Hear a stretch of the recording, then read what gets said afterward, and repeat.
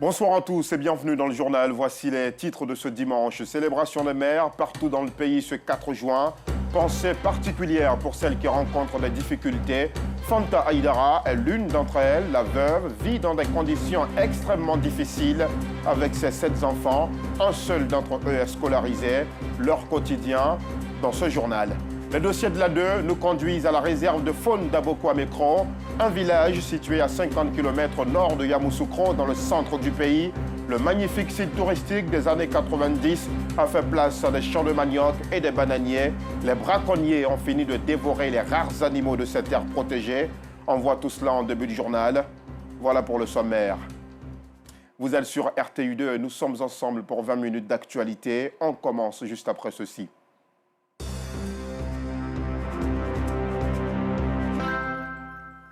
Rendons-nous à la réserve de faune d'Abokwa-Mekro, un village situé à 50 km au nord de Yamoussoukro, dans le centre du pays. Cette réserve de faune est faite aire protégée depuis 1993 par Félix Houphouët-Boigny, le père de la nation. Mais voilà plusieurs années que ce site est abandonné, difficile d'y avoir accès, car l'état de la route ne le favorise pas. Les installations construites à l'époque sont vétustes, certaines n'existent que dedans aujourd'hui. Les populations des villages mitoyens à la réserve de faune d'Abokwa-Mekro y ont développé des champs de manioc et fait pousser des bananiers, des activités pourtant interdites dans la réserve. Bref, la réserve de faune d'Abokwa-Mekro est dans un état d'urgence. Absolument tout y est à refaire pour développer le tourisme dans cette partie du pays. Le dossier de ce soir nous est proposé par Théodore Zouzou et Gilles Tonien. Le tour de la réserve de faune d'Abokwa-Mekro, village situé à 50 km au nord de Yamoussoukro, au centre du pays. Elle délimite cette zone, faite aire protégée par l'État ivoirien depuis 1993, en vue de développer le tourisme dans le district autonome de Yamoussoukro, selon une vision du premier président de la Côte d'Ivoire, feu Félix Houphouët-Boigny. La présence de cette route n'est pas fortuite. Nous venons juste de dépasser le village d'Abokwa-Mekro. La voie sur laquelle nous sommes arrêtés, c'est la voie périmétrale, c'est-à-dire que la voie qui sépare la réserve de faune qui est juste derrière vous et la zone rurale. Sont interdites toutes les activités qui ne sont pas conformes à la gestion des ressources naturelles, notamment les défrichements agricoles, le braconnage, la pêche, l'empaillage, etc. Donc il est strictement interdit de cultiver dans une réserve ou dans un parc. L'État a prévu une portion de terre appelée zone rurale pour les villages riverains afin de permettre à leur population de se nourrir sans recoloniser ni détruire cette biodiversité. Ce site d'une superficie de 20 430 hectares, dont 7 230 hectares aménagés avec une clôture amovible, est ouvert aux touristes. Avant 2002, des infrastructures servaient de guérites et de guichets pour faciliter la visite. Aujourd'hui, il ne reste rien de tous ces équipements. Cette partie fait partie des 7 230 hectares qui avaient été clôturés et enrichis en faune pour permettre le tour de vision. Malheureusement, le 19 avril 2002, une révolte des populations a occasionné la destruction de toute la clôture, toutes les infrastructures et la faune qui était dedans. Ce tour de vision qui avait décollé, qui fait une fierté même de la région du Bélier, a pris fin et la faune qui était à l'intérieur de la réserve s'est retrouvée dans le domaine rural. Et elle s'est retrouvée aussi braconnée. Des champs de manioc, des bananiers et bien d'autres cultures sont visibles dans l'aire protégée. Certains habitants du village de Morokenkro, riverains à la réserve, donnent les raisons de l'exploitation agricole, dans la partie où ils sont interdits de cultiver ou faire d'autres exploitations à leur profit. On a été privés de notre terre et on n'a pas été dédommagés, tout ça là, on n'avait rien, on avait faim, tout ça là, c'est ce qui nous a révolté. Et actuellement, là-bas on fait les champs pour pouvoir se nourrir. Il n'y a pas de zone rurale ici. 4 hectares du parc, même ça ne vaut même pas 4 hectares du parc. On n'a rien. On n'a même pas de parcelles sur lesquelles on doit manger. Contrairement aux populations de Morokenkro, celles des villages de Dibikro et de Tokore-Yaokro, également à la lisière de l'aire protégée, ne comptent pas agir à l'encontre de la loi. L'État a mis sa main sur la forêt qui est une non-réserve. À Blébo. On ne peut pas cultiver dans la réserve parce qu'on respecte les consignes de l'État. Tous les villages riverains plaident pour la mise en place d'activités génératrices de revenus autres que les champs, afin que ces habitants soient moins dépendants des plantations. Il y a des élèves même qui sont allés, ils ne peuvent plus faire l'école, ils sont retournés, ils sont ici au village. Par manque de moyens, que nous demandons beaucoup pardon à l'État de nous aider ici, à construire des projets pour la jeunesse ici. C'est notre souhait. Les difficultés du parc ne se limitent pas qu'à ces défrichements agricoles.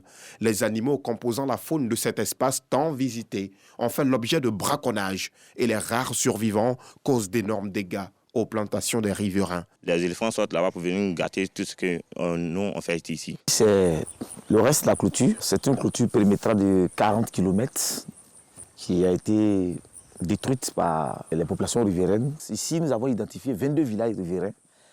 Mais au niveau de la zone aménagée, il y a 7 villages riverains. Donc les 7 villages, au 19 avril 2002, se sont concertés et ont attaqué les infrastructures de la réserve. Et ici, c'était un poste de surveillance des agents. Ça servait aussi de billetterie. Les bouviers, jusqu'à un passé récent, viennent avec leurs troupeaux occuper les lieux pour en faire un pâturage. Un deuxième type de pression, le pastoralisme ou l'élevage de bovins. On a des éleveurs qui se sont introduits. En tout cas, pour le cas des éleveurs, nous avons pris le taureau par le corne. Aujourd'hui, nous avons circonscrit ce phénomène-là à près de 90%. Et sous peu, nous allons nous attaquer au défrichement que vous allez rencontrer tout au long de la réserve. Il n'y a pas que cela. Depuis 2002, la voie périmétrale n'a plus connu de réprofilage. On y trouve des creux, des flaques d'eau et plusieurs autres obstacles. Difficile de circuler.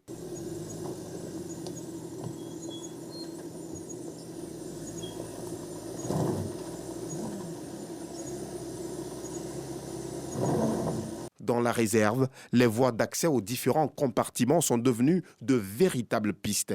Ces agents de l'État, à l'aide de leurs machettes, s'efforcent de nettoyer les pistes afin que les patrouilles des agents de l'Office ivoirien des parcs et réserves puissent se dérouler aisément. Très important parce que sans ouverture de route, les routes se ferment et quand les visiteurs viennent, ils ne peuvent pas circuler facilement dans le parc. En dehors du cheptel animalier aujourd'hui invisible ou introuvable, la réserve n'a rien perdu de sa sublime beauté. Zone de transit entre la savane arborée et la forêt du sud du Vébaoulé, elle se laisse admirer.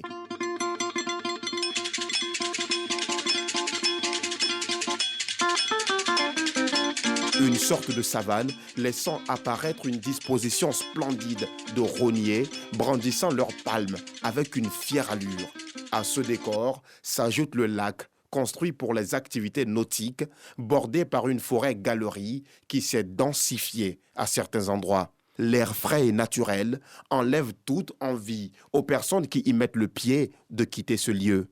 Ces atouts amènent le responsable de la surveillance trouvé à Yamoussoukro à plaider pour la réhabilitation de ce site, chose qui faciliterait un tourisme de vision pendant la Coupe d'Afrique des Nations prévue en janvier 2024. S'il y a un espace où on peut aller regarder la nature, les animaux en nature, c'est bien pour ceux qui vont venir en grand nombre pour suivre les matchs.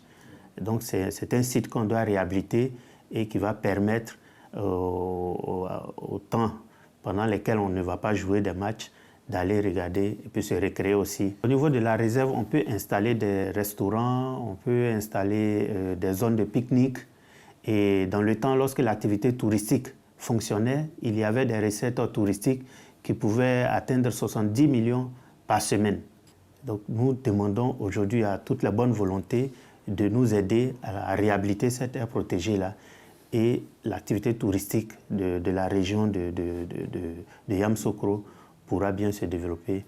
Le colonel fait aussi des propositions pour que cette aire protégée puisse profiter aux villages riverains et à leur population. Ce qu'il faut, c'est de refaire la clôture et remettre les animaux qui étaient là. Et la gestion touristique qui va résulter de cette réhabilitation, les populations doivent être insérées, la population doit avoir leur part dans les recettes touristiques. Et c'est grâce à cela qu'on pourra remettre sur cette réserve-là. Tant que les populations ne trouvent pas leur compte, on ne pourra pas reprendre l'activité touristique. La réserve de faune d'Abo-Kwame-Kro n'existe que de nom aujourd'hui. Sa réhabilitation peut être source d'emploi pour les jeunes des villages riverains. Elle peut également apporter des devises et rehausser l'activité touristique dans la région. À quand la réhabilitation de la réserve de faune d'Abo-Kwame-Kro? Un sujet proposé par Théodore Zouzou et Gilles Tonian. Vivement que ce reportage qui tire la sonnette d'alarme obtienne gain de cause. Le Monde rend hommage ce 4 juin à toutes les mères. Et à Abidjan, elles sont nombreuses, ces mères célibataires qui aspirent au bonheur matrimonial. Elles font preuve d'un courage exceptionnel pour vivre décemment et assurer un avenir à leurs enfants.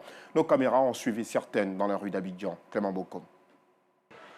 Quartier Dallas, dans la commune d'Adjamé. Afoui Marie est mère de 3 enfants. Elle a quitté son foyer à Tiasalé, laissant derrière elle ses 3 enfants suite à des malentendus avec son conjoint.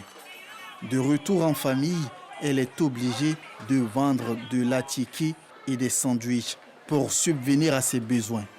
Afoui espère une amélioration de la situation entre son conjoint et elle. Mère célibataire de 2 enfants, 3 enfants, ce n'est pas facile.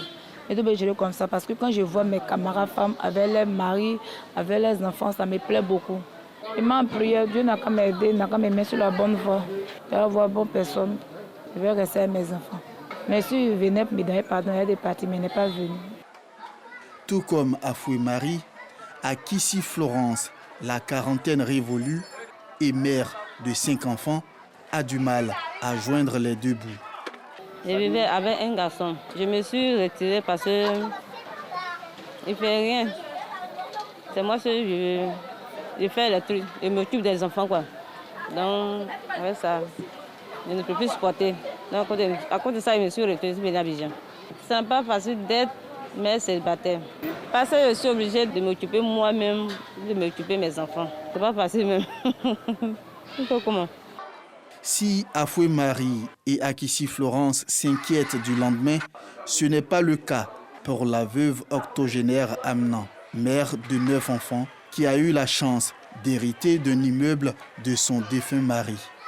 Mon mari, il est mort, il a gagné une maison, il a gagné la famille de mon mari, 9. Les enfants là ont regardé moi. Quand je suis malade là, on regardait moi. À la fin, on donne manger, on donne l'argent, je mange. Quand je suis ici, je dors bien. Avec l'autre qu'on n'a pas gagné mal là, c'est pas la même chose.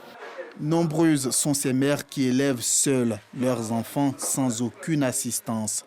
Pour ces femmes, la fête des mères n'a pas de connotation particulière. C'est seulement un jour semblable aux autres. Très bon courage, mesdames. Sachez que vos enfants seront vos plus grandes fiertés. Dans la commune d'Adjamé, l'on n'a pas attendu ce 4 juin pour célébrer les mères. Au quartier Sodessi-Filtizac, la journée d'hier était marquée par un hommage aux mères engagées pour le développement de la commune. Même constat à Garayo, dans la ville de Gagnoa. Un fils de la commune a honoré les mamans du quartier. On voit tout ceci dans ce reportage commenté par Clément Boko. En uniforme, ces mères du quartier Sodessi-Filtizac de la commune d'Adjamé exécutent des pas de danse. Ce ballet est la traduction de leur joie d'être célébrés, honorés par leur enfant, responsable d'un parti politique dans le dit quartier. La célébration, c'est très important pour tous les êtres humains. Nos mamans nous sont chers, c'est nos vies. Notre réalisation dépend de tous ces mamans. Ces mamans reçoivent des cadeaux. D'autres sont distinguées pour leur engagement pour le développement de la commune d'Adjamé. C'est une reconnaissance pour nous les mères. On a la joie. L'initiative est saluée par la marraine et le maire de la commune. À Adjamé, nous sommes solidaires, c'est une famille. Et si c'est une fête pour les femmes, il était de mon devoir en tant que maman, en tant que femme, de venir les soutenir. Nous ne cesserons de vous magnifier, car vous devez être magnifiés à chaque instant de la vie, car c'est vous qui donnez la vie.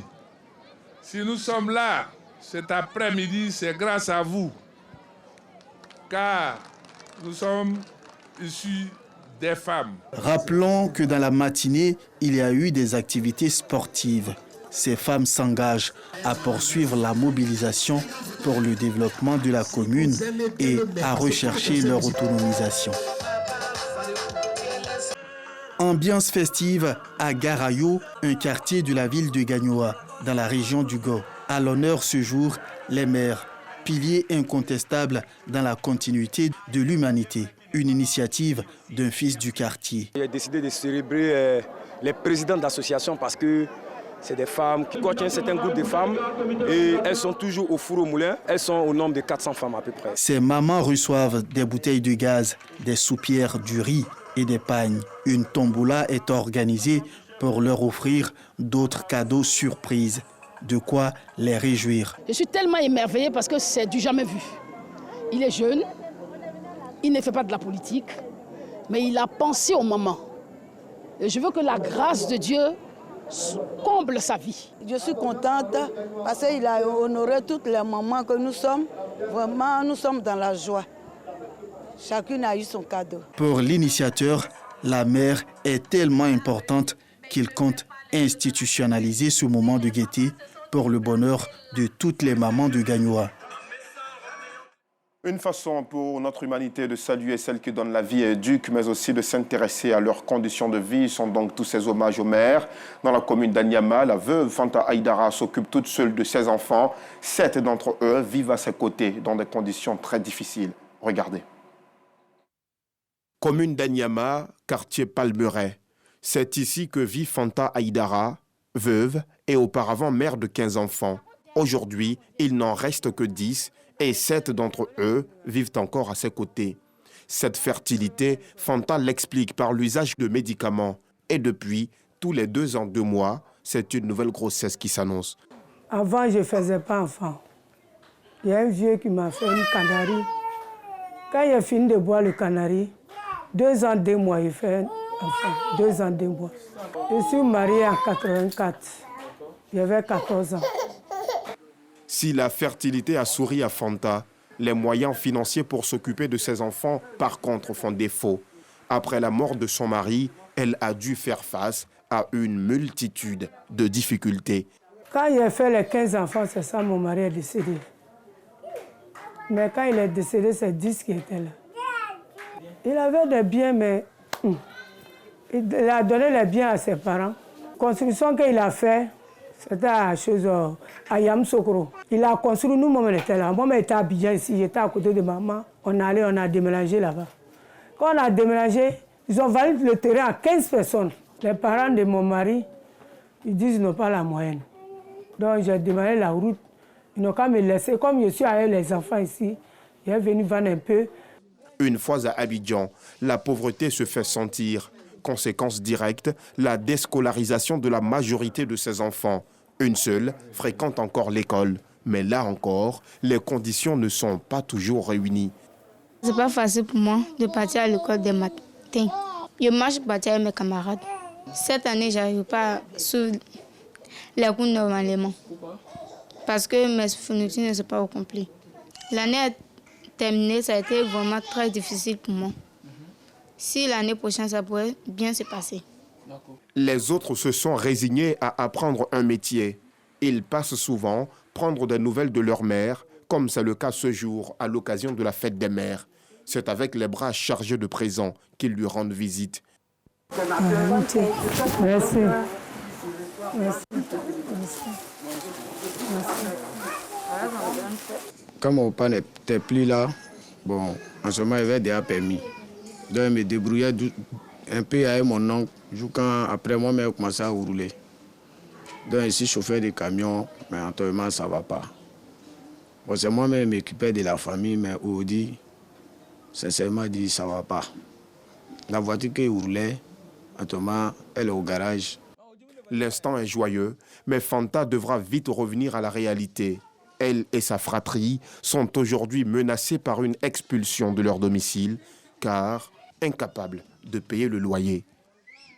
N'empêche que Fanta Aidara devra profiter amplement de cette belle journée de fête des mères. Bonne fête à Fanta Aidara et à toutes les mamans de Côte d'Ivoire.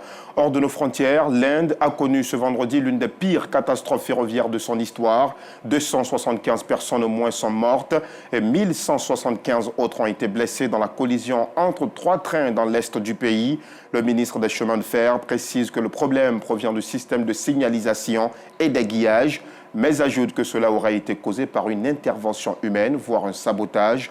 Les personnes qui en sont responsables ont été identifiées. En sport football, Karim Benzema quitte le Real Madrid. Il a disputé ce dimanche son dernier match avec le club de la capitale espagnole et marqué un but sur pénalty pour l'occasion. Au Real, Benzema a gagné tous les trophées, dont 5 Ligues des Champions et 4 titres de champion d'Espagne. Il a aussi remporté le Ballon d'Or en 2022. On arrive au terme de ce journal, de ce week-end aussi. Très belle soirée à tous et bon début de semaine sur RTI2.